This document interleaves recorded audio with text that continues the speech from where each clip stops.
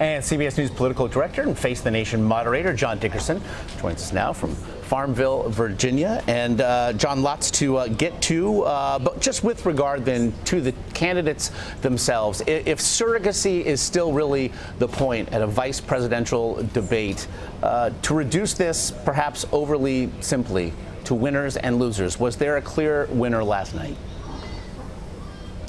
I think the winner in the 90 minutes was probably Mike Pence. He was prepared. He was unflappable. He took all questions about Donald Trump, largely avoided them, and pivoted back to keeping the conversation on Hillary Clinton.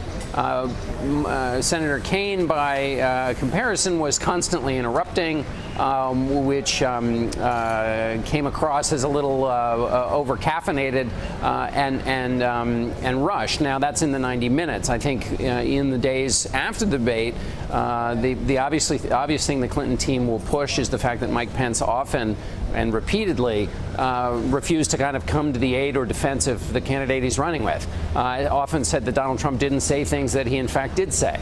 And so these debates live on afterwards, and there's a lot of material there for the Clinton team to exploit. The question is whether, when it's an undercard debate, people are still going to be talking about that. The debate usually everybody forgets it and moves back to the conversation about the people at the top of the ticket. And certainly that will be happening, if only because the second presidential debate is looming on Sunday. And so perhaps that gives the performance last night an outsized quality. With regard to that, then, obviously early on, the strategy from Senator Kaine was to be on the offensive, to interrupt early and often. It seemed a curious one considering the week that Donald Trump had just had and what the polls seemed to suggest about Hillary Clinton's ascension. It really felt like they were playing two different games.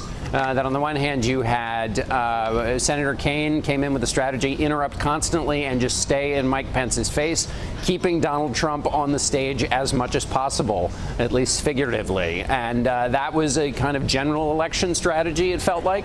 Mike Pence was in it for the moment. He was in it to go back and forth. And obviously, by keeping Hillary Clinton in the conversation so much, he had an eye towards the general election, too.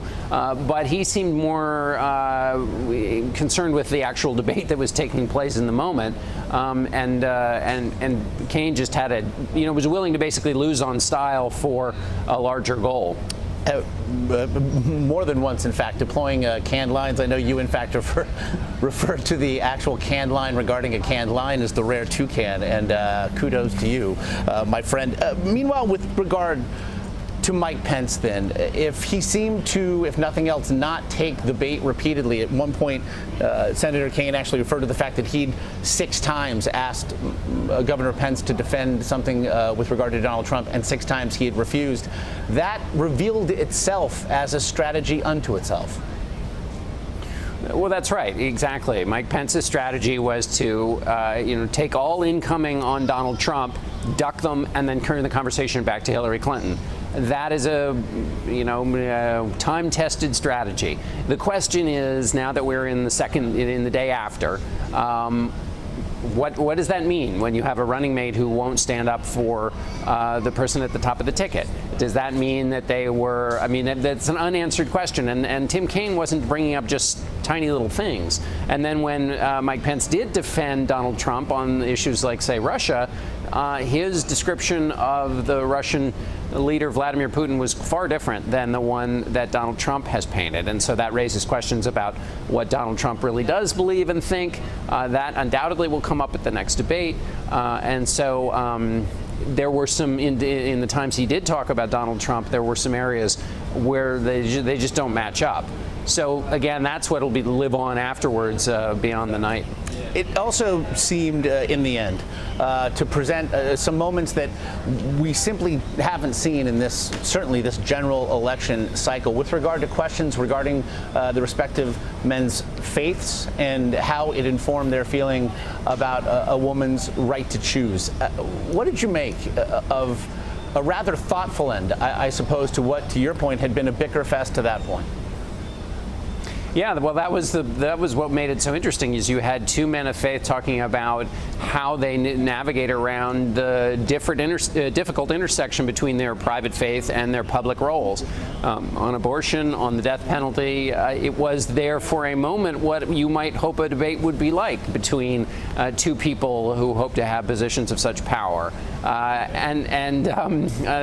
basically, what made me feel like anyway was that. The other, 85 minutes of the debate were very much different than that more thoughtful exchange there at the end. A lot of people in the initial aftermath were forecasting Mike Pence 2020 with regard to his performance. Did you get a sense that there was personal ambition infused in his decisions last night?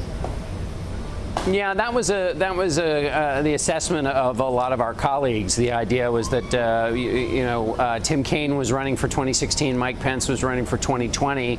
The point being that Pence was kind of not overly trying to defend Donald Trump. I think it might be a little too pat. I think that Mike Pence gave a performance that. He can be proud of, that the Trump campaign can be proud of. It's just that vice presidential performances and debates are of limited value usually in these campaigns because they're really about the person at the top of the ticket. That's not really Mike Pence's fault. So, to the extent that candidates do use the vice presidential campaign as a springboard, Mike Pence has something to point to that that'll probably help him if he ever decides to run on his own. And considering, the week that his running mate had perhaps something that can help the campaign itself in the short term. John Dickerson, as always, you make us better. We appreciate it. Thanks a lot, Josh.